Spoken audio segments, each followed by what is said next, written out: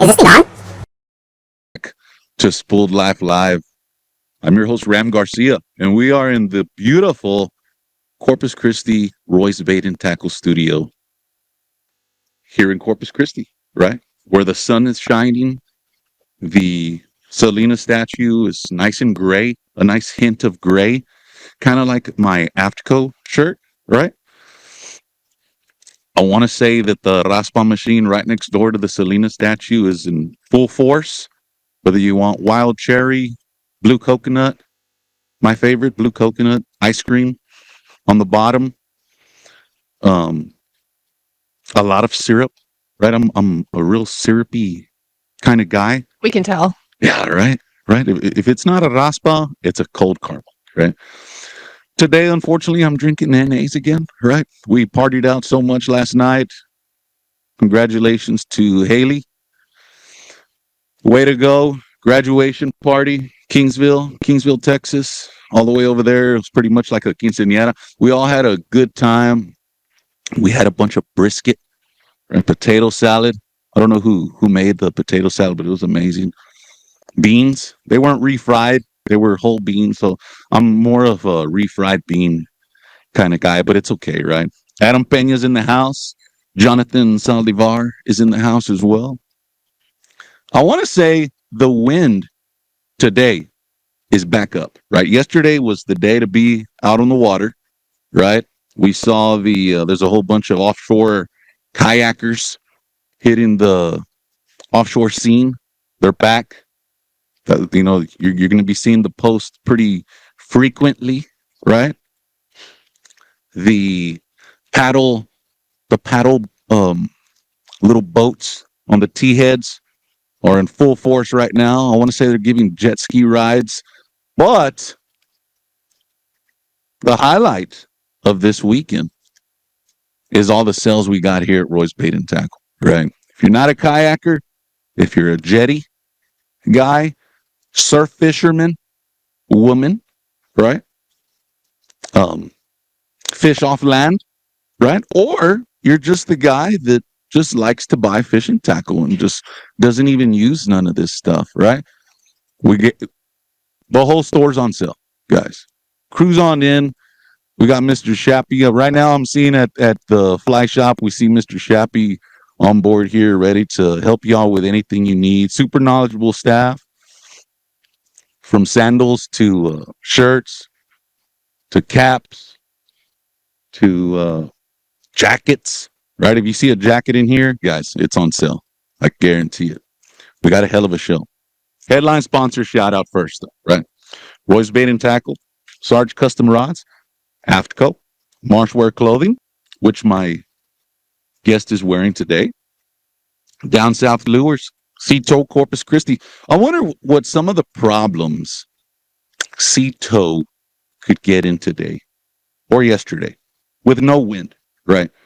Most of the time you get a lot of wind. Some boater doesn't see the shallow area, you get stuck. But then again, your motor might fail, right? Your motor might fall off. Tide might play a role. Yeah, right. Yeah, that Anything. one. A wreck, right? Knock on wood, right? Hopefully it doesn't happen to you all, but if it does, Sea-Tow Corpus Christi is ready to rock and roll. Oh, the plug, right? You forget putting in the plug. You get a whole bunch of water inside the boat, and guess what? You better have Sea-Tow. Or you don't have to have Sea-Tow. You don't have to be a member. It's just going to be pretty pricey if you're not a member, right? Carbach Brewery and New Canoe. New Canoe, my kayak of choice, right? Simple and effective, right? You don't want something real heavy when you're hitting in the water. Heaviness, to me, this is the Ram Garcia opinion, heaviness in a kayak is an off-the-water issue, right? Because you got to get this thing into the truck, and you got to get it from the truck to the water. That's where you get into the heavy issue. I mean, if it's heavy, that's a water problem.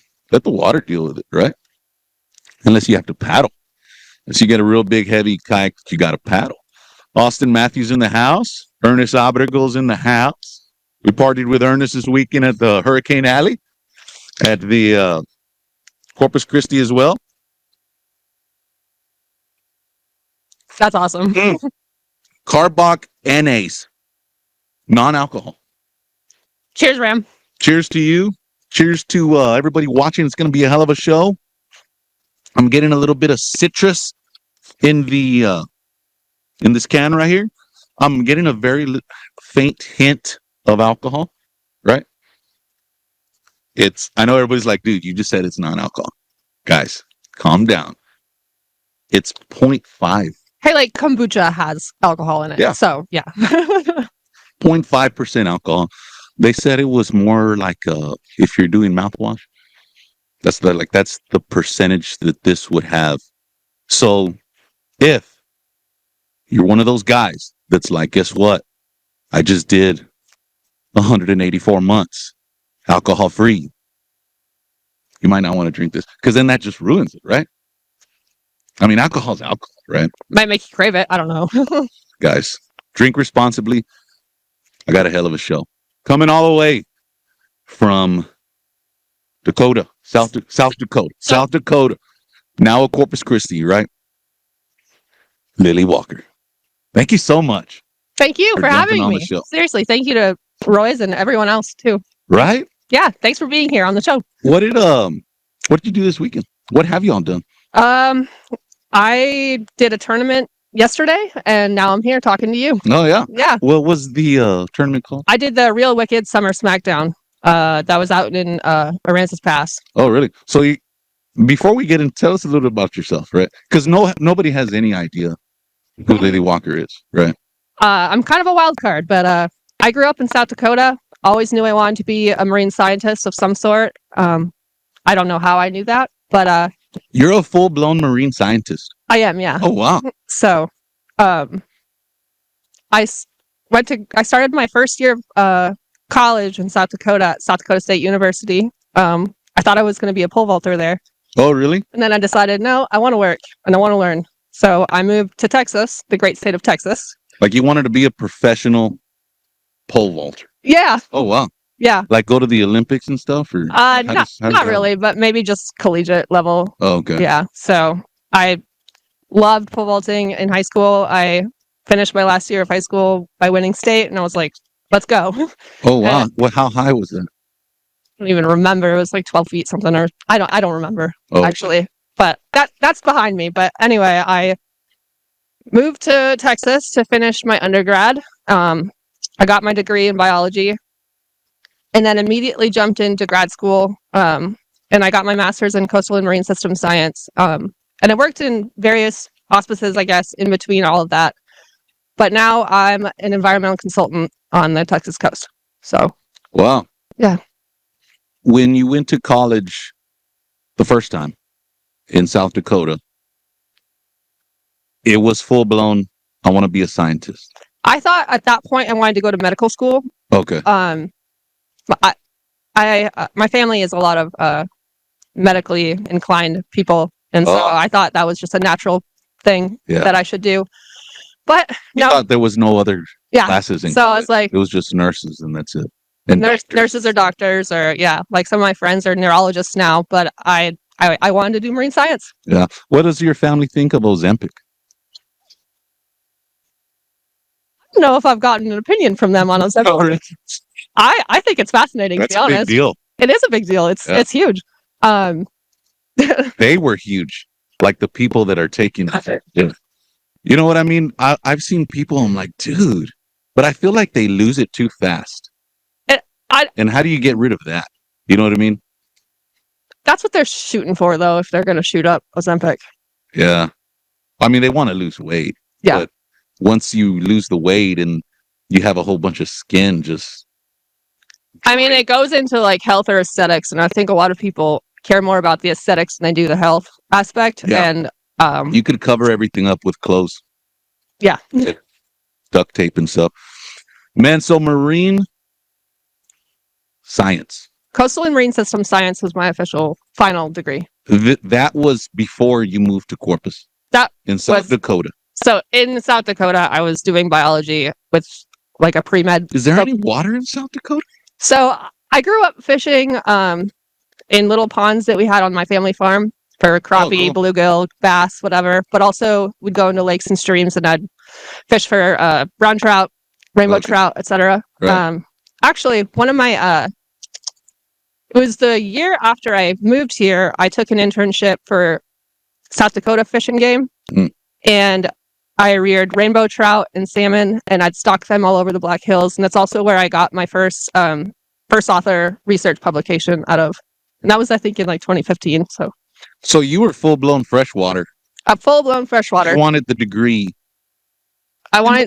You were just in the freshwater side. I was in the freshwater side, but I knew I wanted to be coastal, saltwater. So then you moved to Corpus. Yeah. Why? To pursue the coastal saltwater stuff. But how come like not Galveston or Houston or Louisiana? It's actually Florida. It's honestly a little bit embarrassing. So I knew I wanted to go to Texas because Texas is awesome. But my mom found this school on the island. Del Mar. No, the A&M Corpus Christi. Because it's the only school that's like on its own island. And I was like, sign me up. I don't care. I'm going. Right. Yeah. Okay. And I know that like the A&M has a good name. But I didn't want to be like in College Station. So. Oh, yeah. So you've never even been to the Harvin Center at Del Mar? No. Oh, wow. The what center? Harvin? No. Harvin Center. That's where everybody hangs out. I don't even know if it's still up. No. It's probably not even up anymore. I think I took one course online through Del Mar just so I could quickly finish my undergrad, but yeah. Yeah. So you get to Corpus, you get to A&M Corpus. What year was it? When I moved here, I think it was 2014. Oh, okay. So I've lived here about a decade. Right. You get your degree, and then what? Because you're not full-blown weighmaster yet at this point. So the first semester that I moved here, I worked at Heart Research Institute for Gulf of Mexico Studies. I entered the Center for Sport Fish Science and Conservation under Dr. Greg Stuns. I've heard that name before. He runs like the shark tagging program that a lot of shark people are involved in and stuff. And so I did a lot of like red snapper research. I did, a lot of different estuarine research topics relating to fisheries. And then from there I went and while I was still in school, started working for Dr. Michael Wetz, and I was doing a lot of Baffin Bay water quality research, but I also had water quality research that I was doing all the way from Matagorda Bay, San Antonio Bay, Corpus Christi Bay, and Baffin Bay. Do you know James Sanchez? I do know him well. Is he a scientist as well? And he's now working, he's kind of their media guy at the Center for Sport Fish Science and Conservation. Oh, yeah. So I went fishing with James years ago. He's awesome. He's a good friend. I mean, he's all right. No, I'm just kidding. Great dude. Yeah. And, I've never been fishing with a scientist till I fished with him. And just within the first 20 steps of fishing with James, like I already knew about 50 different shells. And it was weird because he was like, oh, dude, there's redfish here. And I was like, how do you know that? He was like, yeah, well, we see this stingray and the stingray was going this way. And, that means, and the shell is pointing this direction. You know what I mean? So if there's these kind of shells here, there's probably some redfish here. And I was like, man, we should go that way. He was like, nah, dude, we took a couple steps that way and, just to look at this and to look at that. And I think we need to go this direction because the shells are over here. And, I was like, dude. And so I was more intrigued by what he had to say. So I was more just following him around. I was like, dude, he was like, man, check this out. Look, dude, I haven't seen one of these in a long time. And check it out, dude. And I'm like, man, that's weird. That ecology aspect is my favorite part about what I do, honestly. Oh, yeah? Just recognizing that it's all intermingled, Yeah. So recognizing that shell could be indicative of a certain type of ecosystem that could furnish certain fisheries is so cool. Right. David Norris. That's a great guy. Yeah. He's a scientist as well? He's a scientist as well. Man, I'm going to have to go get my scientist degree. He's with Coastal Fisheries with Texas Parks and Wildlife right now. Oh, yeah. But he definitely helped me understand the interplay between habitat and fisheries. You got to really love that stuff. I do. No, just in general.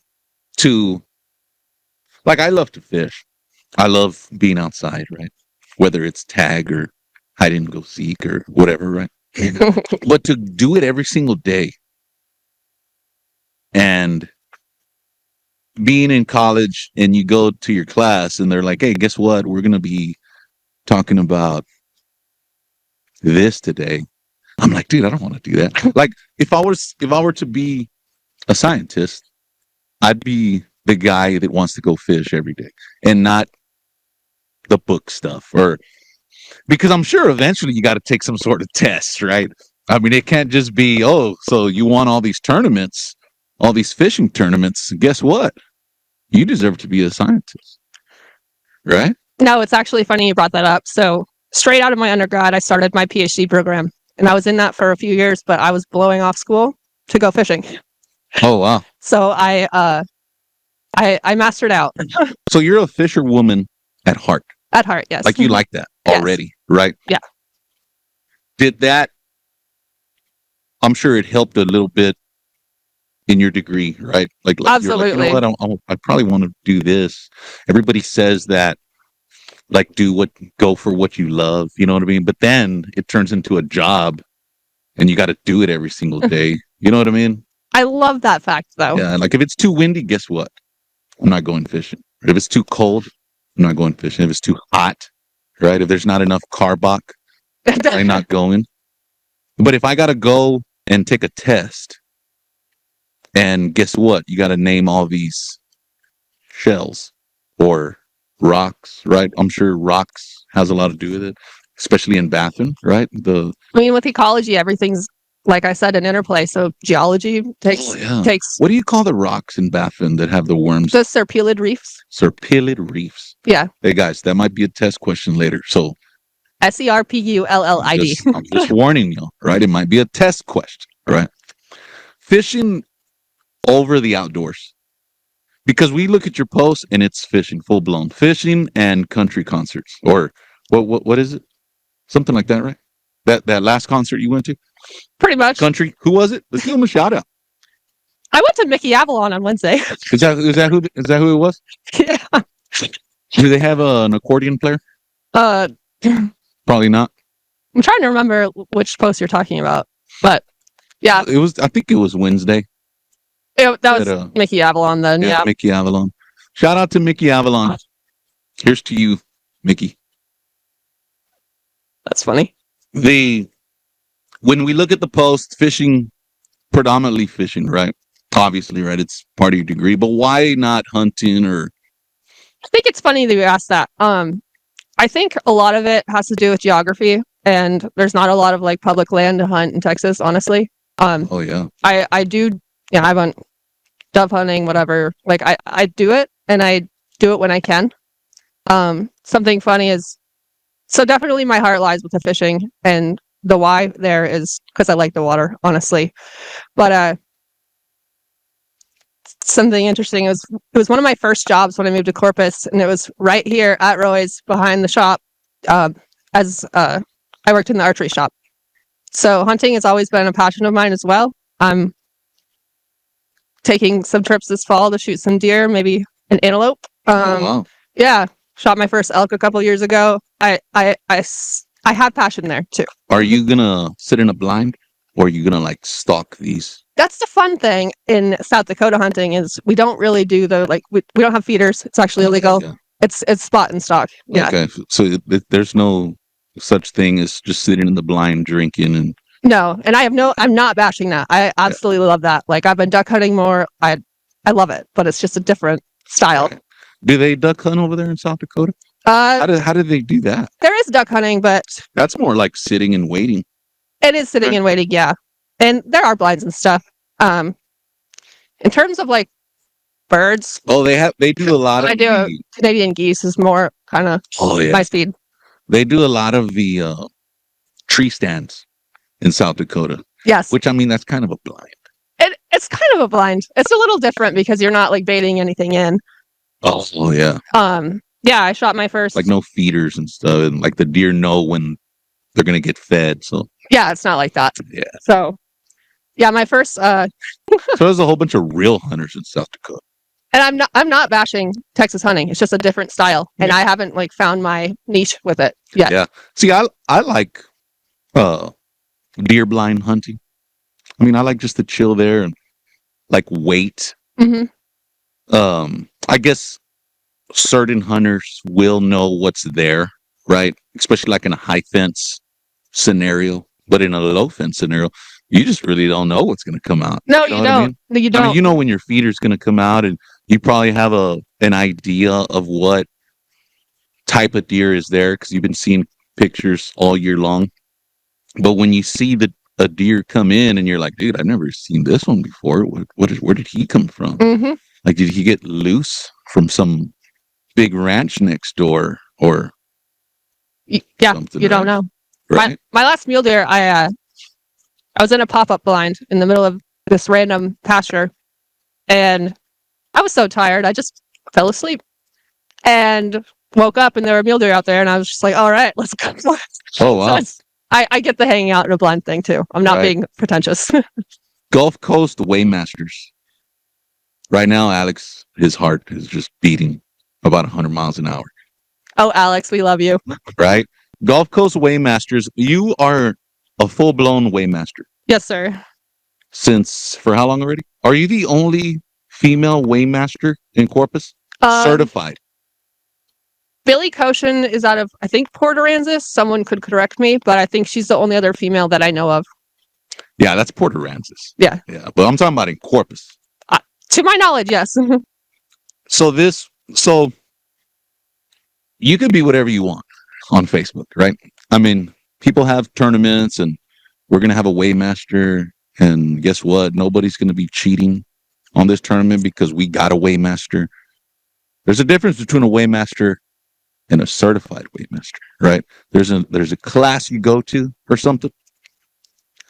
Yeah, you basically have to pass knowledge tests and also have experience under your belt saying that you spent enough time. So it's kind of like being a guide. You have to like show proof of hours, boating hours and stuff. Pretty much. It's different for each state too. And so yeah, where were them guys that went to that put weights all up in those walleye?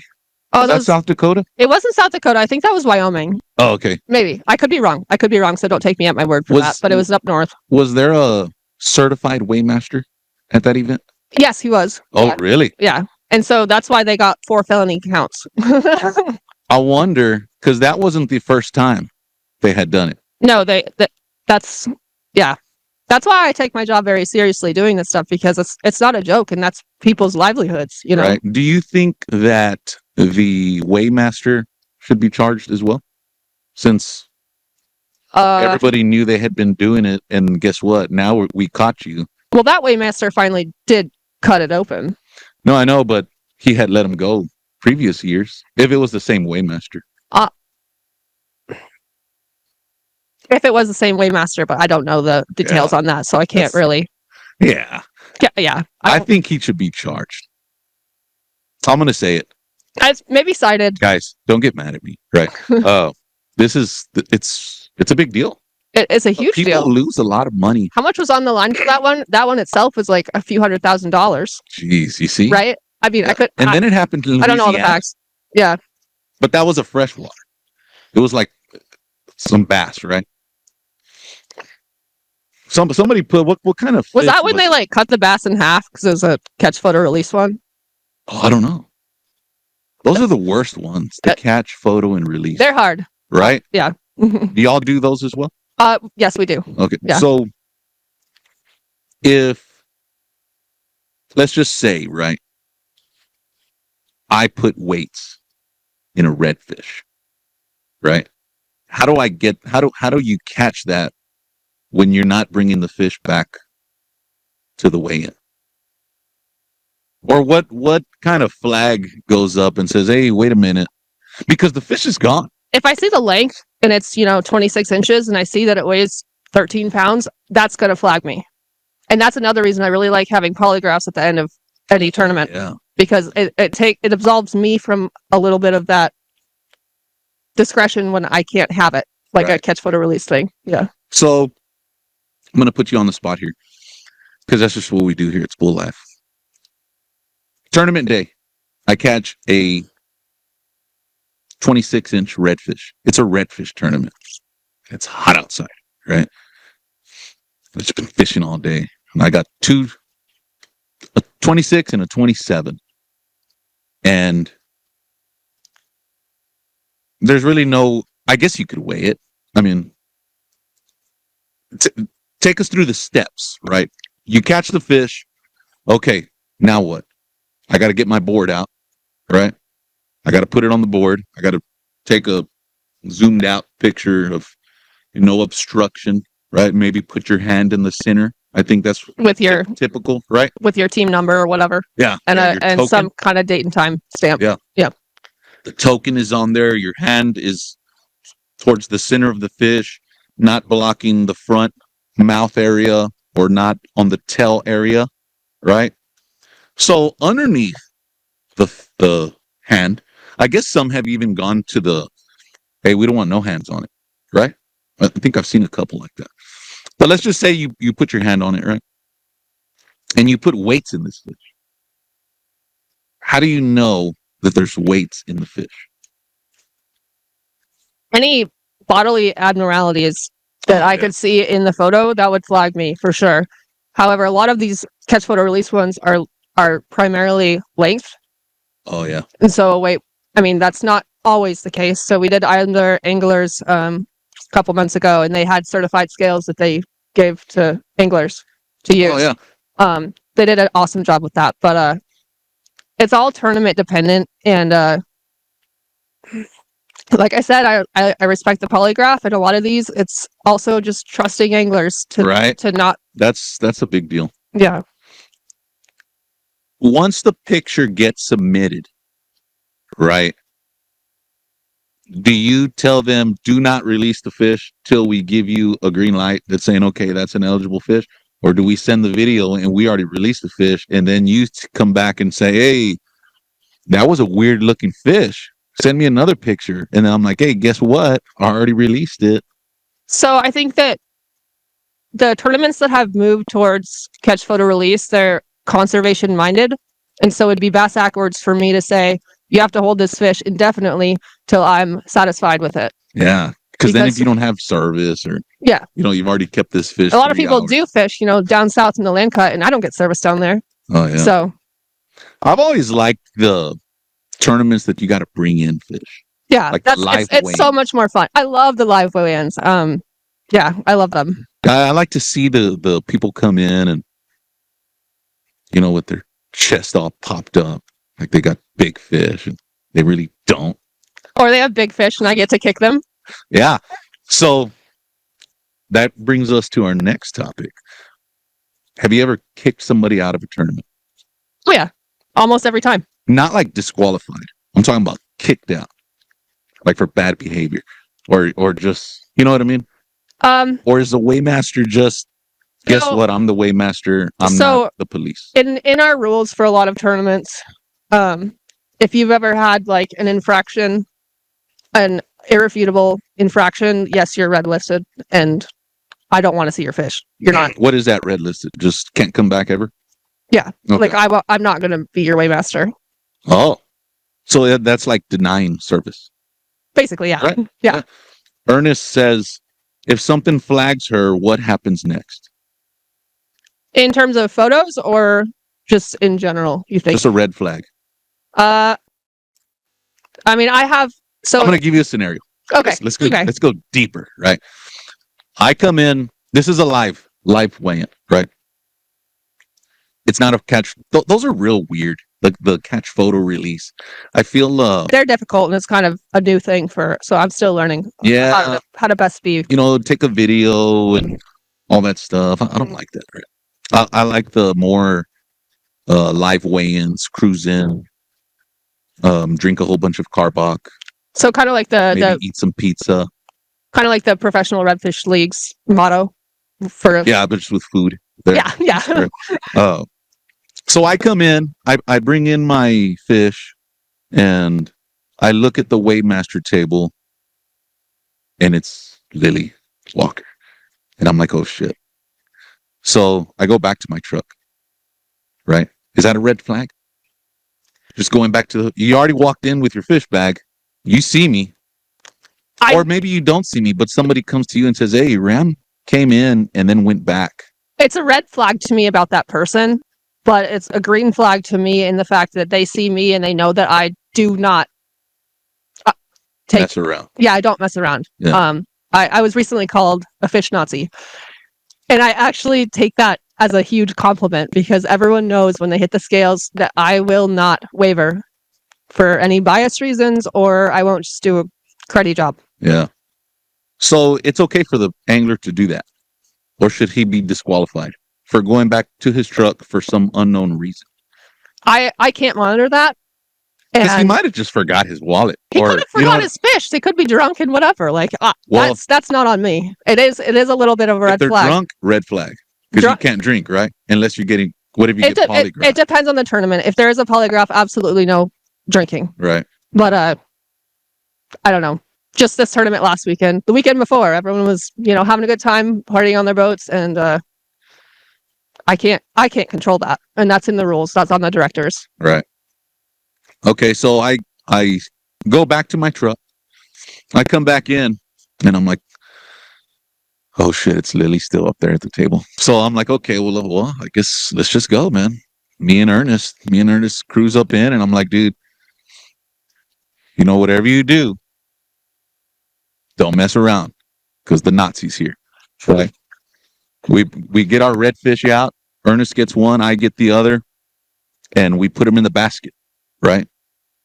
Or is it you all that take it out of the bag? You put it in my sink before I weigh it. That's right. Or measure it, and then I'll put it in my basket for the official weight. And then that's it. As soon as y'all take ownership of the fish, that's it, right? That's why I won't touch your fish so you know exactly what fish you are wanting to weigh. And some people, they have a full stringer of whatever, and it's 2 fish max. No, I won't touch your fish till you tell me which ones to touch. And so going back to the truck thing, maybe he's like, this one's on the edge. I'm not sure. And I know that Lilly won't have any wiggle room for me. So that might be why he does that. So I wouldn't flag that as suspicious necessarily. Yeah.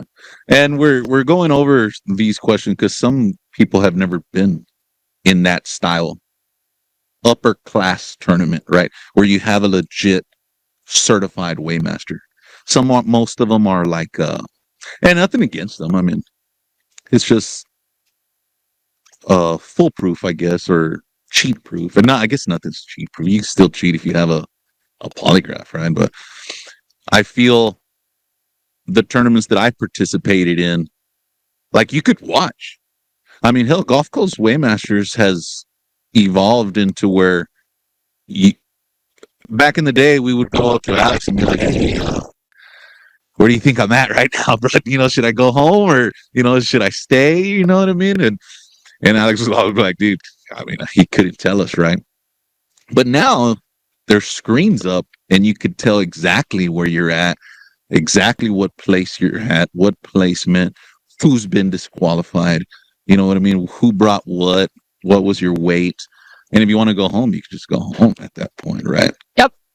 So back to the red flags, right? We put our redfish into the basket, and what are some of the things that you've encountered that are bad? I mean, I've seen clip tails. I've seen. Oh, really? Yeah. Yeah.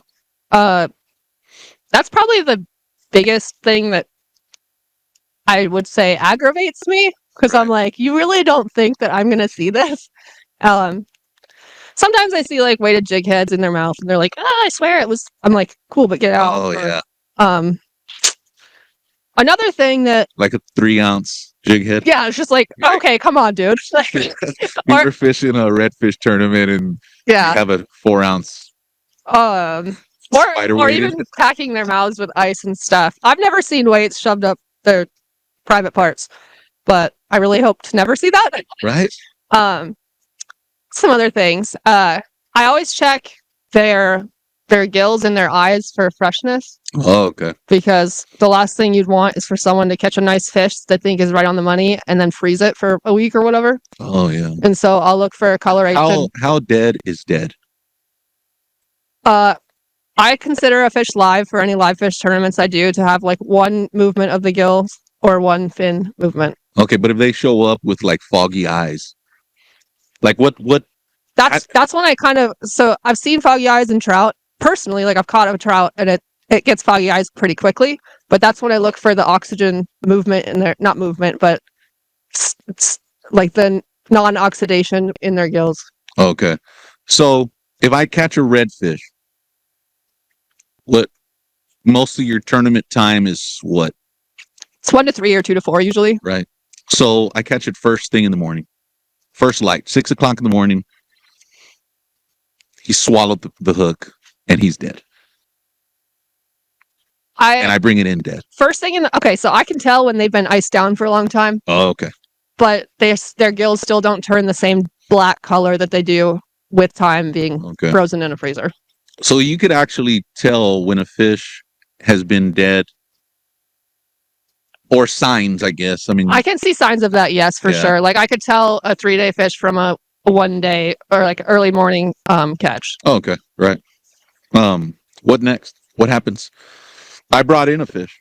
I brought in fish that I caught yesterday of the tournament, right? The day before. If I suspect that, it's what I say goes. And so if someone wants to protest me, I will not let them take their fish back out of my hands because they could do some squirrely stuff to it or change it out for another fish or something. And so I will have them contact the director to come over and give their agreement or disapproval of my call. And I've never had a director ever say that I made a bad call. What if the director says, yeah, you're wrong, Lily?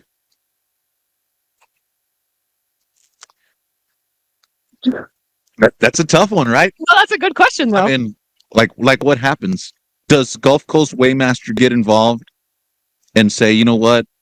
That's a good question, we're standing actually. behind Lily, and guess what? We're all leaving now. Or do you just say, okay, well, it's up to you, director?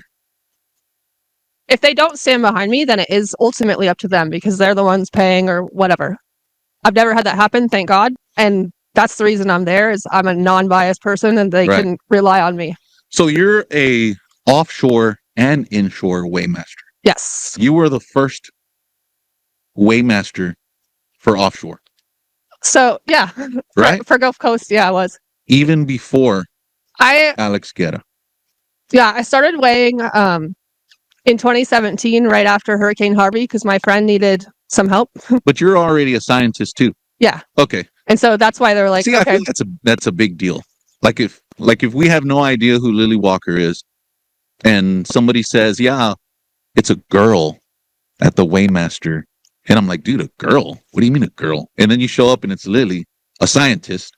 You're like, oh, okay, well, she knows what a redfish is. You know what I mean? And no, it's okay. So it's funny you said the girl thing because the first ever tournament I ever did, it was an offshore one. And I had these guys come in with, they had blackfin tuna and I don't know. It wasn't a big deal, whatever. It was my first ever team though to weigh in.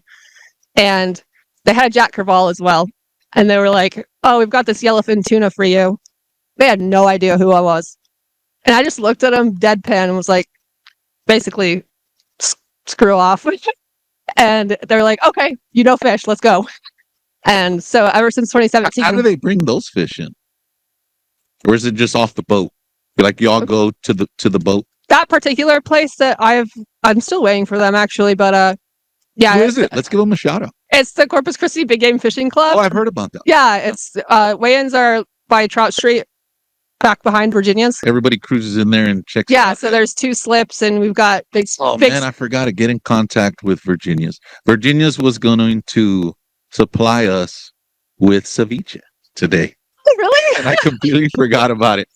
That's hilarious. Yeah. So that's how I cut my teeth on weighing. And then Alex, he had a fish biology question 4 years ago, and he shot me a Facebook message, and I was like, I don't know. It's just how I fell into Gulf Coast Weighmaster Services. Yeah. And Because y'all pretty much venture off on y'all's own. yeah, we had 4 tournaments yesterday. Yeah, and it's hard to keep up. I mean, Alex can't. I'm assuming Alex is the owner of Yeah. So he can't be in every. He has to trust in his people. That I'm sure at the beginning he wanted to be there, like every single one of them. Oh, yeah. This is my baby. I don't want y'all to be bad. So it's a big deal to hire somebody to carry the Gulf Coast Weighmaster name and know it's going to run smooth, right? Honestly, the fact that him and Andrea have put that trust in me has meant so much. Right. And in other ways too. Like, I have to have a certain level of what Alex calls BDE to do these tournaments, especially as a woman.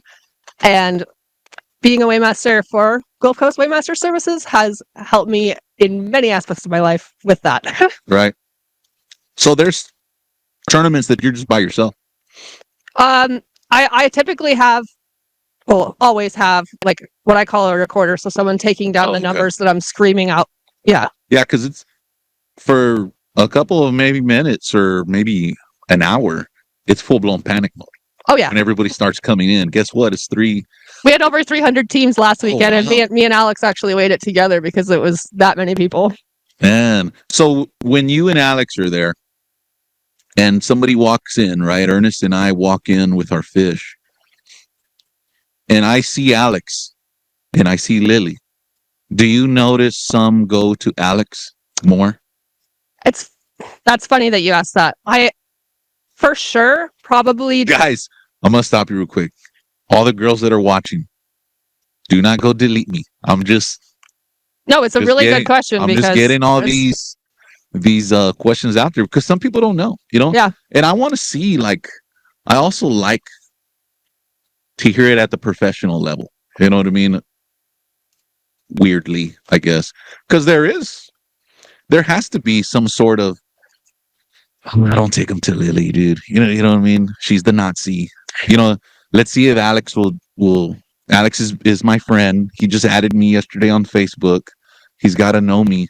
Let me see. He liked the post I did yesterday, so he might give us a break, right?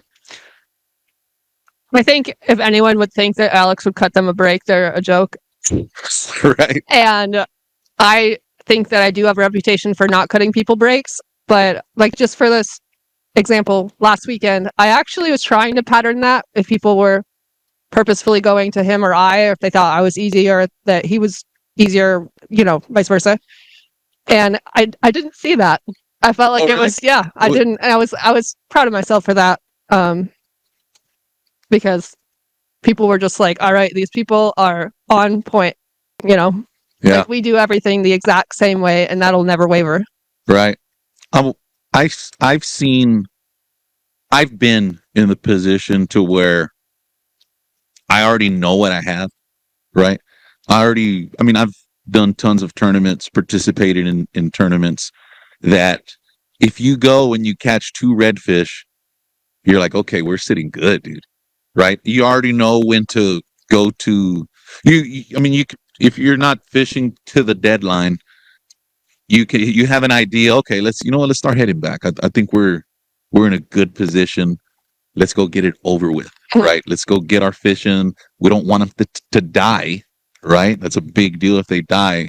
0.5 or whatever it is, deduction. It doesn't matter who I take it, right? Lily's there. Alex is there. Just get them. Just get them away. If it's legal. Yeah. Oh, yeah. Yeah. Just yesterday, I had a fish come in. Oh, they were entered in the spot pot, and that's all they wanted to put their fish in for. And typically, those are like smaller fish or larger redfish. I didn't really think about it when I was measuring it because it was a kid. It was a youth division. Oh. And I was like, all right, I don't know, 17 spots or something. 19 and 7/8 inches. And I was like, I have to kick this kid. And he did? Yeah. Oh, wow. Of course I did. And what did the kid say? Well, they're upset. I mean, was he crying? But anyway, to back to your point, though, everyone's like, we measured down the boat 8 times. And I'm just like, I can't do anything about that. It's wrong. And I actually don't believe that you weren't using like the top of an igloo cooler. Oh, Not my problem. I showed up, right. yeah. Which I don't like to do that to a kid, so I just was trying to, I guess, showcase how hard it can be sometimes to do it fairly. Right. What do you get a lot of Mexican anglers? Oh yeah. Are those the ones that like give you the hardest time? No, I I don't think that I've patterned any racial differences, honestly, with how I'm. What is the most worst thing that has happened way mastering? Ooh, worst thing that I've done, or just like worst. Just way mastering. Gulf Coast Waymasters. You go in and guess what? There's a weight in the fish, and half of the weight That kind of stuff. is hanging out of the redfish's butt. Something like that. I mean, everybody. I think the cut tails. So like sometimes I'm like, this is not a natural tail, whatever, and the people are like, okay, like it's your call, it's fine. They don't want you to make a big deal about it. They don't want their name tarnished by that. But some people, when you make the same calls, are like, I'm gonna blast you on Facebook. I'm gonna, telling you that. Well, they do that. Oh yeah. So if you kick their fish, guess what? The posts are coming later on. Gulf Coast Waymasters did this to me. mhm. You know what I mean? Yeah, which is not a good look for them either. So I don't know. Yeah, because then that gives away your whole story, what you did. Yeah. You know? Yeah. That's crazy. Yeah. One thing that Alex implemented this last year was we always have a GoPro recording our tournaments, and so like a live weigh-in kind of. It's not live, not like PRLs, like how they have it, but we have the footage. And so if anyone has a question after about something that happened, like a replay. Yeah. Oh, cool. So it's like, well, look at my hands on the board. This is what I saw, and this is what I said. Right. When you cut a redfish tail, does it bleed? It can turn red. It depends on how up the finlets it is. Oh, okay. So Ernest brings in a redfish. Ernest is on blast today. Right. Ernest brings in a redfish and he cut the tail. What's the first thing you notice? I mean, not all redfish tails are the same. You know what I mean? I honestly don't know if I want to answer this. Oh, really?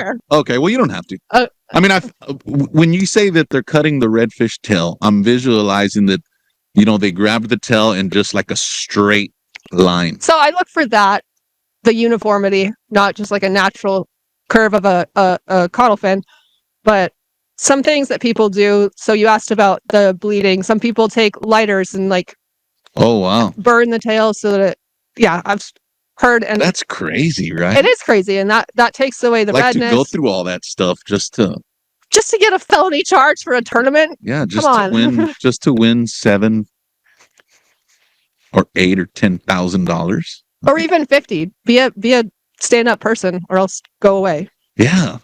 So you kicked this guy. Can he ever come back to a Gulf Coast Waymaster?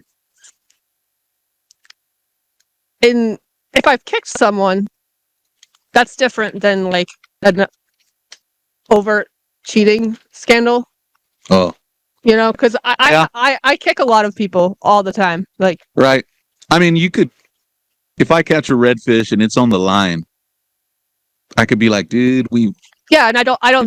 There's nothing wrong with that. I mean, I might tell you like Texas Parks and Wildlife won't like this, so get this out of your possession. We need to change it from being disqualified to a nicer name, because there's a big deal from somebody cheating. That's very true. And then somebody, oh, dude, I don't pinch my tails like that, or you know what I mean. I don't put a lot of weight into emotional weight when I say that I kicked someone's fish. I just say I kicked the team or whatever. That's so different than like they're overtly disqualified. So yes, I do like that clarification on a better dialogue for that, because you really don't have to say anything. No, and I don't. I mean, I don't enter their weight or their length. Hey, what did I get? It'll be on the board. I'll never blast you. Yeah, your fate is on the board. Yeah. Right. Yeah. I'll make it known, like I said, though, that, well, it's over. I won't weigh it if it's over or under. Yeah. So just go. Why do you keep on doing it? I love it. Really? I love it. Yeah. If One, I love the fish. It's funny that I say that. My hands are so raw right now because fun fact, have an allergic reaction to redfish. oh wow. But no, I love it. And like I was talking about earlier with like the BDE that Alex and Andrea have instilled in me, it's really carried on into other facets of my life. Oh yeah. Yeah.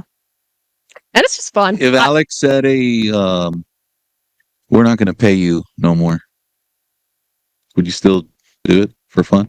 I probably would, yeah. Okay. It's coming then, right? He's gonna tell you, hey, guess what? Just don't listen to this. Right. No, I love it. Like, so my favorite time of the week basically is when a tournament goes well. I can finally, crack a carbach or something. Oh, because you're not allowed to drink either. I don't drink while I'm weighing, no. Okay. I can finally just like chill out with some of now my best friends who I've met, doing this stuff and just feel like accomplished, like cool. Right. Did it again. Because there is some anglers out there that are like, okay, it's Lilly. We're safe. Right? Probably. But like, just the Gulf Coast Weighmaster name. Oh, a lot of people. It's like, okay, this is going to be a legit tournament, right? Okay, yes, I have gotten that a lot. They're like, oh, thank God that it's, and you, but they mean by association Gulf Coast Weighmaster Services. Right. And that is awesome to hear. Right. Yeah, and I don't know. I don't need the validation, but I am human, and it's nice. Yeah. That's true. But I mean, there's error because you're human too. Exactly. Have you ever made an error? Oh, Gulf Coast Weighmaster. You asked what my like worst tournament was, and there was one tournament, I don't know how, but someone claimed that their trout did not get recorded and it would have won. Oh. That was early on in my career with Gulf Coast, but let's get the GoPro out. That's right. It was one of those situations, yeah, and you did miss it. It was not clear, honestly, but having people see that I was squirming was just like, oh yeah, because I wasn't sure what happened, and yeah. Well, you just get into. But I touch thousands of fish every week, so it's like I don't know, dude. I got Liam Qureshi in the house, and he says, "Hey, Liam, that you kicked one of his fish." I definitely did kick one of your fish, Liam. Yeah, that's amazing. What did he do? I think he had a overslot red, right? Oh yeah, something like that. See, I could see Liam doing something like that. Yes, I'm just kidding. No, I absolutely love that when the Islander anglers come up to weigh. I mean, is that okay though? Huh? I mean, risking it. That's why I'm saying that there's a big difference when you say a team was disqualified and a team was just fishing. Right, because if I bring in a 25-inch redfish, it doesn't make me mad to have to disqualify a fish, but that is different than categorically disqualifying a team for cheating or something like that. That's different. Because if I measure at the kayak, I'm a kayaker, right? I measure at the kayak, it's 25 inches. Okay, cool. Let's take it in, right? I mean, max redfish can be what? 28. Right? Mine's 25. I get to the weigh-in. And you're like, hey, guess what? Perfect. Your redfish is 25 and a half. I'm like, oh, wait. No, it wasn't. It was 25. Yeah, but I measured it and it's 25 and a half. No, it's 25, Lily. I measured it at the kayak. I mean, that's kind of the same thing, right? If I bring in a 28-inch redfish and it's just over now. I don't judge when that happens because, it depends on when you caught it. A lot of the last teams that I get are the ones that I have disqualified fish for. That's because I know they knew it was on the line, so they're trying to ice it, shrink it down. Right. I don't judge on that. That's not cheating to me. That's just like hoping. It's a gamble. Fishing 28 and a half. By the time I get to the weigh-in, will it be 28? It depends, honestly. So, I don't. Right? Some people do that. Is that legal to do that? No. If it's over 28, throw it back. Don't even try it. It's not legal, but I am not law enforcement, so that's on you. Well, let's just say you tag it. And then once you get... That's legal. Yeah. Take that tag off before I see it, or else I'm going to be like, what the heck are you doing? Well, you tag it? Well, don't take it off. That's illegal too. Really? Yeah, any fish in your possession before it's cleaned that's over slot will need to be tagged.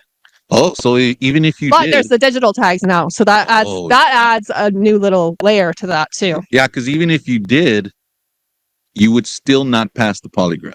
Yeah, exactly. By going against the rules. Yeah, if at any point you knew that your fish was illegal, or that you were doing something illegal, which harvesting an overslot fish is illegal, the polygraph will pick up on that. Right. What if you just don't know about that rule in Texas Parks and Wildlife and you just think you're following the rules?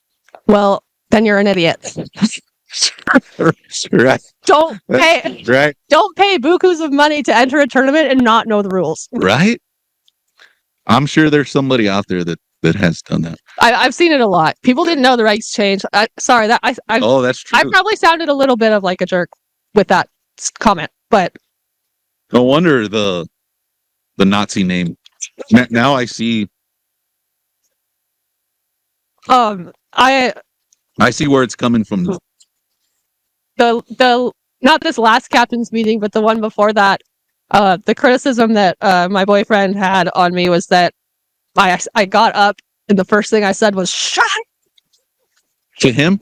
No, to the whole crowd, because everyone was talking and I needed. My voice doesn't carry well if you can't tell. But then yesterday or Fridays, he's like, "You're just not nice up there," and I was like, "Can't be nice, right?" I mean, I'm a girl. Assertiveness. Yeah. To where it's tough. It's a dance, kind of. Yeah. The Father's Day is around the corner, guys. June 16th. It's coming close. If you haven't bought in your father or your significant other, might be a father, you might identify as a father, or you might have to play the father figure in life, right? In your family. We have all of the best Father's Day gifts here at Roy's Bait and Tackle. If you don't come into Roy's Bait and Tackle and get that father something from here, he's not going to like his Father's Day gift. And it's just going to ruin Father's Day. There's going to be a hell of a sale. I think it's already started. I'm not too sure. I want to say it has. Father's Day sale here at Roy's Bait and Tackle from 25% to 50% off. Hey, Kathy, when does the Father's Day sale start? Tomorrow. Father's Day sale starts tomorrow. You got plenty of time. Cruise in to Roy's Bait and Tackle, right? Survey hypocrisy. Uh-oh. What do you think about that? I saw a post, and they had a big drawing, and there was a net. Somebody had drew up a net, and they named it Survey Hypocrisy. It's a real mean name, hypocrisy, right? Survey Hypocrisy. Yeah. When you said hypocrisy, I was like, that's loaded. I think that the image that you're referring to was of a gill net. Yeah. And they're saying survey hypocrisy. Yeah, like surveying numbers. Hypocrisy. So that would mean that data is one, biased, and two, that agencies like the one I used to work for would be hypocrites in the assumption that they're killing more fish than the average angler could, right? Yeah. So you used to work for one of these agencies. Let's don't name it because they're obviously not sponsors of the show. I'm just kidding. When we do these surveys, we obviously it's a kill survey, or sometimes not. So my history with that was a gill net. It's not always kill. Actually, a majority it's live releases. That's Okay. So when I did it, we had very, very stringent time frames that the nets could be deployed, and we tried our best to not have it be strictly kill. There was some fallout, obviously. My answer for the justification for that is so that some management agency could have any clue about not only the number, but the size classes of these fish, so that they could better protect them. It's a tricky science. Yeah. And I don't think it's perfect yet. But How many years have they been doing it? I think 1983, maybe? It's a long time to not have something I could be wrong. Well, that's the nature of science, though, too, especially when you're coming down to an ecosystem level where, yeah. Where do they decide to throw these nets at? It's a randomized, stratified sampling design, and so it's literally computer-generated random. Robot tells them? Yeah. That's kind of weird, too, right? Like, instead of going, okay, well, you know what? I think the wind direction is this way.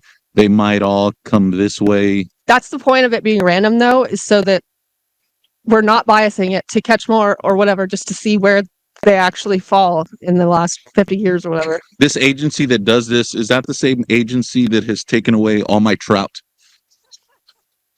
Yeah, I think it's no secret that I used to work for Texas Parks and Wildlife. So, oh my God, it's somebody bleep that out. They're not a show sponsor, so somebody bleep that. I'm just kidding. Oh, it's like I'm just kidding, man. So yeah, you guys used to see me at ramps. I was probably that girl that. Oh, really? Like, gosh darn it! Like, not you again, a little young pipsqueak measuring my fish. So some people get mad at that. Some people hate it, and I get that, but it's also one data point that we couldn't get anywhere else. Right. I wonder who created Texas Parks and Wildlife. State, somebody in state. It's a state, obviously, agency, right? Yeah. But did it have anything to do with money? Well, I'm sure it did, as recreation from hunting and fishing brings a lot to the state. Right. And so I get the whole conservation, kind of, sometimes, depending if I'm having a big ass party on the weekend or how many people are showing up to my fish fry, right? That determines what I'm going to keep. Just kidding, guys, again, right? But to take it away, we haven't seen the 10 trout back. We're not going to see it ever again.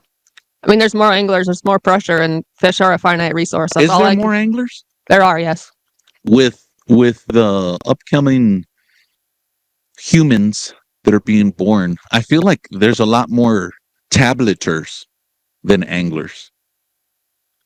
I think that's one utility of the annoying girl on the ramp asking you questions, is we're actually documenting how many people are out at a certain time and how many fish are being brought in, so we can, I say we, I'm not part of that anymore, but could get, you know, a curve. And that program has been run the same way, so it's different than that randomized stratified sampling design. What are some of the questions they ask? On a scale from 0 to 10, with 0 being the least, 10 being most, how satisfied were you with today's trip? Oh, really? No, literally. I think some people will laugh at that because that's that's one of the final questions. But we see one of them like, how many people are in your household? No.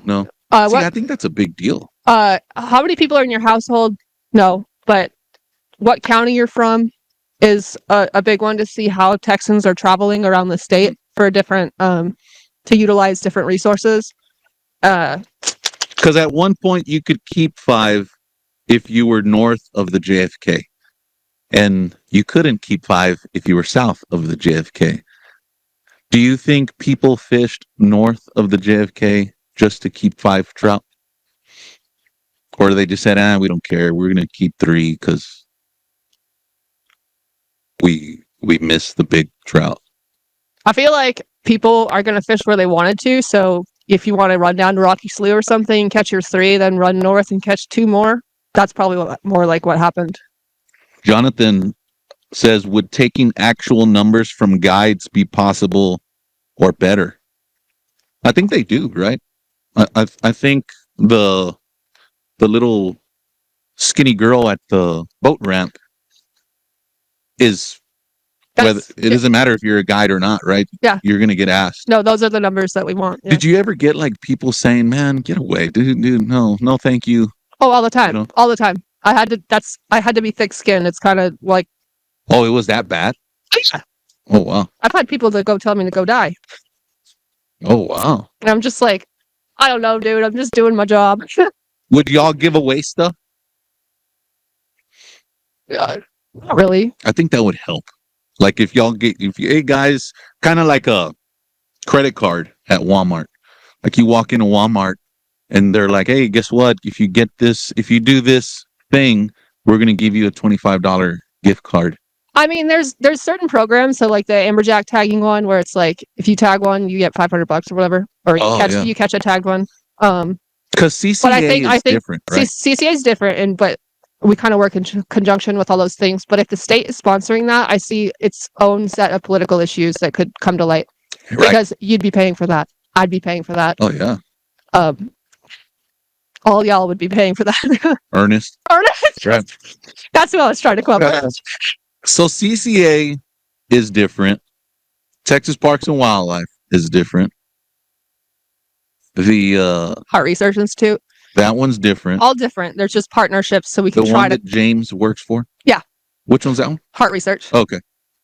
Why not make one big one? I think the utility of having different entities be responsible for their own aspects of it keeps everyone from being biased. So it's not just one big coalition of, I mean, you think about governments in different countries, and you need that division. You know why I think they're all different?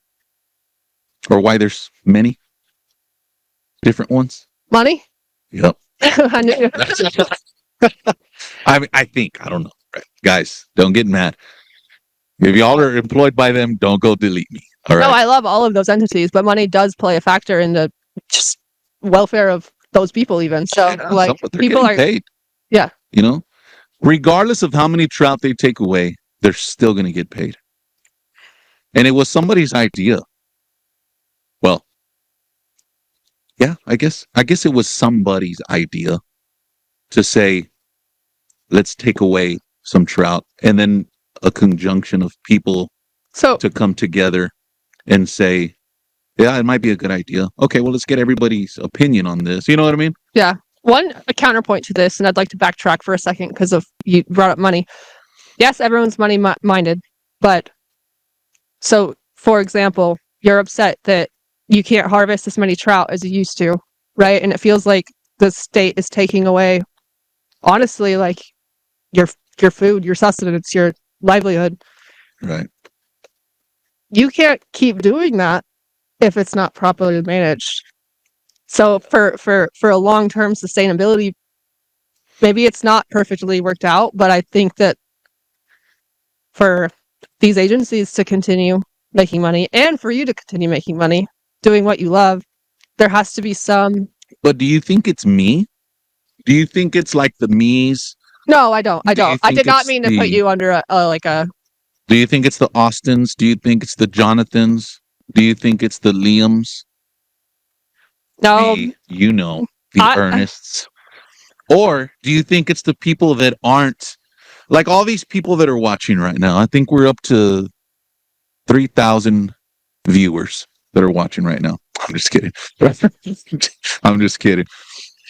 These people actually are interested in this stuff. No, it's not the use. It's the people that don't even have Facebook. Yeah. It's the people that are still keeping 5. How to marry that, the fact that those people are going to exist though, with the people who are actually passionate about it, like you, the Liams, the Ernest. It's tricky. I mean, so why not hire a bunch of game wardens instead? To police the law and to find these people that, dude, I didn't even know y'all took away the 5 trout. I'm still keeping 10 trout. I didn't even know. I haven't even had a fishing license in 30 years. Yeah, those people. Good question. Right? I mean, one of my best friends who I worked with at Texas Parks and Wildlife, he actually just got appointed here. So, what's his name? Braden Gross.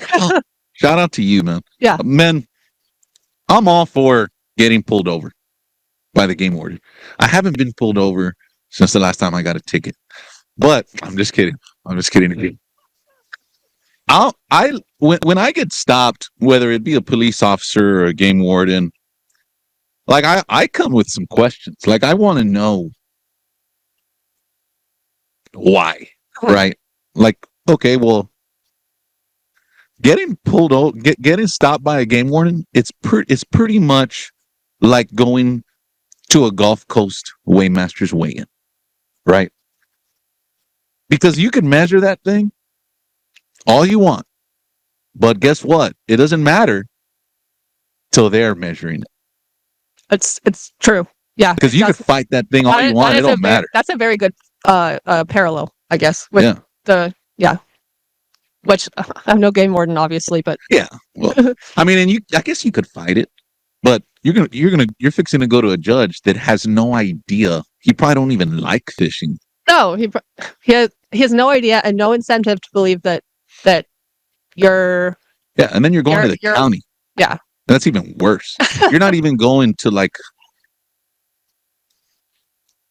a real one. You know what I mean? Like, I mean, yes. Don't drop the soap. Right. But I mean, I'm just saying, I have gotten tickets. I'm not gonna lie, right? I mean, I've gotten tickets. I've paid my tickets, right? One time I was fishing some ponds or something, and it was trespassing, and it was me and my buddy. It wasn't Ernest, another buddy, and there was other people there at the pond. This was before the Karens came out, right? All the Karens. If there was Karens already, it might have saved us, right? Because then we would have left, but we stayed because there wasn't none, right? There was some other people on the other side of the pond fishing, and we were fishing. We were young, not too young. We were old enough to get a damn ticket, right? And the game warden showed up. It was a double to game warden, which I don't understand it. I get that. If I was a game warden, I'd want to have a partner just in case, right? Some shit went down and I need some backup, right? But I feel right. I sense somebody coming, right? It's the damn game warden where those other two people ran off, right? So the partner chases after them people, and it was a female game warden, right? That might be why there was two, just saying. Yeah, maybe, right. So it was two guys, they run off, the female game warden chases them guys, and I look at the guy and I'm like, dude, I'm not gonna go nowhere. All right. He's probably like, yeah, right, bro. Yes, you are. I'm like, no, just go help her. You know what I mean? What if something went down, right? So I ended up getting a ticket, and I fight the ticket. And when we go, I fight everything, man. I mean, every ticket I get, I try to fight, right? Because I'm just weird like that. So I represent myself weirdly, and the question that was asked was, "Did you trespass?" And I said no. They said, "Mr. Garcia, you got a ticket for trespassing." The game warden was standing there, and they asked him, "Did Mr. Garcia trespass?" You gave him a ticket, and he was like, "Yes, Your Honor, he was trespassing." So I said, "Well, do you have proof that I trespassed?" Right? No, I don't have proof, but on this day, you were caught trespassing and I gave you a ticket. And I was like, how did you know it was trespass? How did I know? Without no signs, there wasn't a fence. He didn't know that you didn't talk to the property owner either. Yeah, right? Yeah. I mean, I didn't, right? I know, so you are, but like, right. If you didn't have signage, there's not, yeah. Yeah, I mean, there was no sign, there was no fence. If there was a fence, it was broken down. There wasn't a fence there, right? So I got away with it. I had to pay like court costs and stuff, but you still fought it though. Yeah, I still fought it, and I don't know. That was weird. That's an interesting story. It's a war story. Yes. Yeah. Yep. Survey hypocrisy, right? A lot of people like it. A lot of people don't like it. Am I for it? I don't know. What do they do with all the dead fish? They can't give it to somebody. It's actually not true. Well, how do they know how long it's just been sitting there dead? Well, that's why I said we had like when I was there, we had, and they always have in their whole program time, very stringent times of net being in the water and net being out. So so they can't just leave them dead there? no. Okay. Yeah.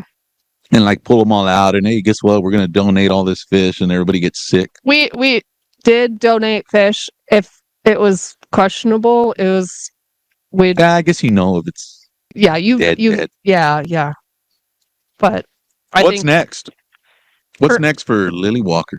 Oh man, I feel like we've talked a lot about the fact that I worked at Parks and Wildlife, but now I'm doing like environmental permitting for environmental regulatory permitting stuff.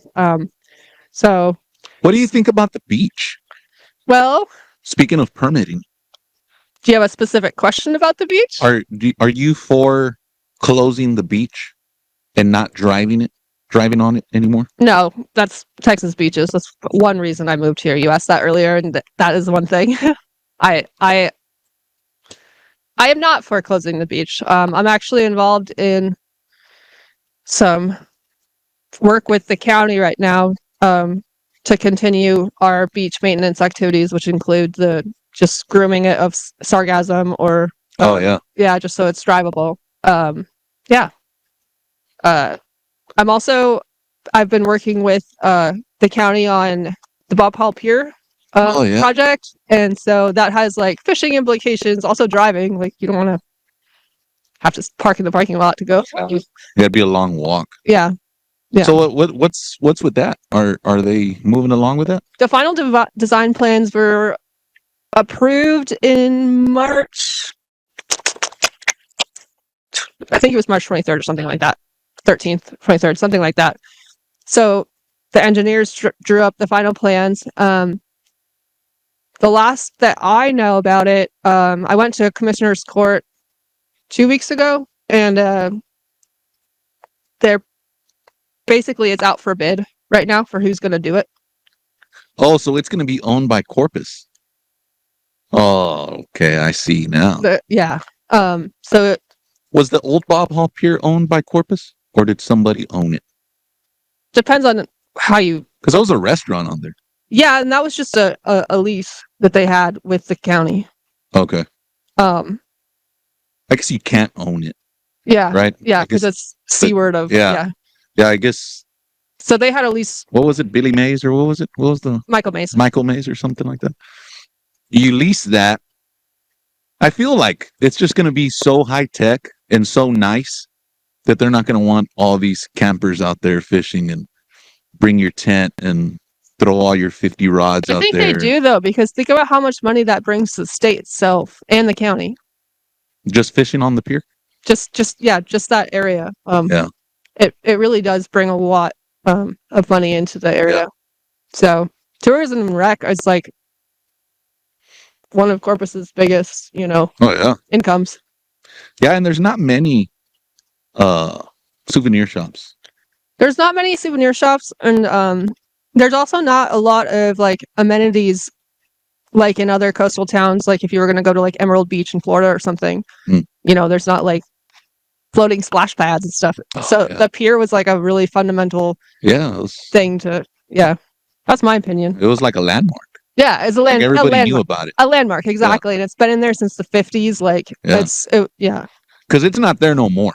No, they took it out after Hannah destroyed. But left everything still in there, underwater. Or did they go pull all that? I think they pulled all the pilings. Oh, did they? I think so. Please don't hold me to that. Because I wasn't involved in that part. The T end of the pier was collapsed. Yeah. In the water. Yeah. I wonder if they pulled all that stuff out. They did. Oh, they did? Yeah. Okay. So, yeah, after Hurricane Harvey, it was damaged, and then Hurricane Hannah just kind of ruined it. Yeah. And we're fixing to get deep into hurricane season already, I know. right? Yes. That's a big deal. It is a big deal. Hurricane season. What else we got? What else you got for us? Ooh, goodness. Where's the next Gulf Coast Waymaster tournament? We've got a couple. I was gonna pull it up. We've got a couple next weekend. I think I'm gonna be at Powder Puff, which is like probably the first like women's only tournament that I've. Oh, really? So I think it's kind of funny to That's say a as big my deal next. coming. That's I've been seeing a lot of women only Yeah. So stuff. it's a thing. Like Babes on the Bay, Babes on Baffin. All yeah. So I've got a How couple come of the those. women don't want to fish with the guys? Like, why do they want their own thing? Probably to feel badass, I guess. Yeah, Honestly, yeah, that's true. That makes sense. like I did this. My husband was not there. But if they fish the, I think the PRL has a Women's only division. right. But they're are they more than welcome to fish the Oh yeah. PRL? Yeah. Okay. Yeah. It's not men or What women. was one of the tournaments I fished? Oh, it was stated 4-man team. Oh no. Yeah. Yeah, it was stated 4-man team, and a lady wanted to fish, and they didn't let her because it was a 4-man team. That Isn't that crazy? well, I just say you don't have you don't know what I am. Oh yeah. Yeah, now the whole identifying thing, you can't do that anymore. Hey, no way, man. You'd be No, that would that would ruin you. That would ruin somebody. For a lady to say, "Oh wait, you mean a 4-man team and I'm a woman and I cannot fish?" Dude, that's a big deal now. But I've been really into stand-up comedy lately, and that would make a good bit. I'm sorry. I used to do stand-up comedy. Did you really? No, I'm just kidding. Oh, okay. I've always wanted to. I just feel like I'd panic. Like I wouldn't know what to say. Like my hit jokes wouldn't hit, That's and I'd be like, "Oh shit, yeah. what do I do now?" You know? I've been trying to write bits, and they're so bad. But I've been watching Kill Tony religiously, so I don't know if anyone on here listens to Kill Tony. Shout out Who is that?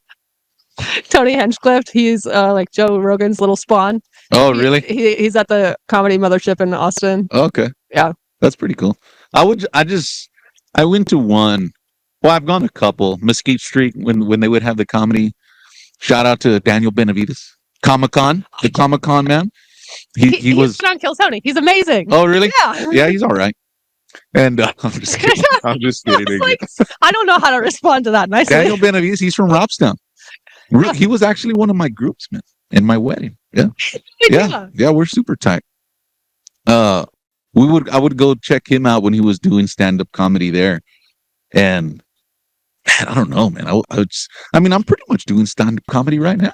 Yeah, you are. Right? It was just nobody's watching. Like staring at me, and I'm actually seeing people. I'm actually seeing everybody through this small little baby camera I have. But like once you're there and you see people watching and Like staring at you, people, yeah, and nobody laughs, you're like, dude, all right. You know, then you start laughing at your own jokes and nobody else is laughing. And you can't be that guy. Yeah, dude, that'd be funny, man. You just start laughing at everything and nobody else is laughing, and you know, dude, that would be bad. That's hilarious. Yeah, I didn't realize you knew Daniel. That's awesome. Yeah, great dude. Comic-Con. I want to say it's coming up. Chuck Norris is going to be there, right? Gotta go. I'm not sure who else. There might be some other actors that show up and support your local businesses, of course. I'm not sure where it's going to be. If it's going to be at the Richard Borchard or American Bank Center, Selena Auditorium.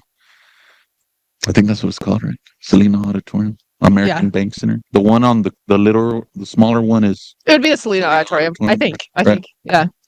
What else we got? Tournaments coming up next week. The Powder Puffers. What else? Gonna keep working away. Right? Yeah. Permitting. Whoever needs permitting, I'm your girl. give Lilly Walker a call, or just call the county and let them go through that route, or permitting questions, right? Literally just hit me up on Facebook. I don't care, and I can help guide you to where you might need to go. Hell yeah. What happens if we want to throw a tournament and we need a weighmaster? Hit up me or Alex, and we'll be there. Does there have to be a specific amount of anglers to get Gulf Coast involved?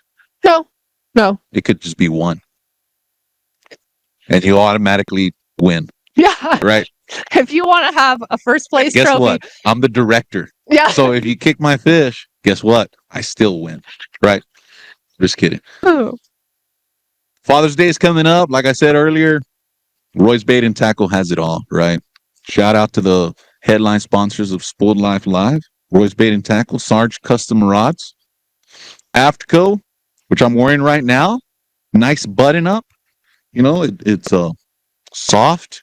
It keeps me cool in the summertime. Right now, I think we're hitting up to 100 something degrees outside. It does not take long to start sweating out there. And that's the worst thing you could do. Like if you go to the trade center and you start sweating from the car inside, and now you're just all sweaty. That's your corpus showing. Yeah. You know, you go and you're waiting there in line to get the corn, and you go reach for the corn, and just all under here is just all wet with sweat and stuff, and it probably dripped, you know, into somebody else's corn.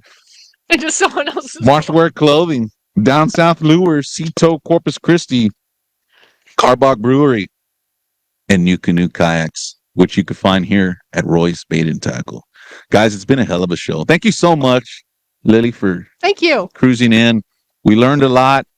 It's not Lily's fault that they took away all our trout. No, yeah, I'd like to reiterate that. I just have my thoughts.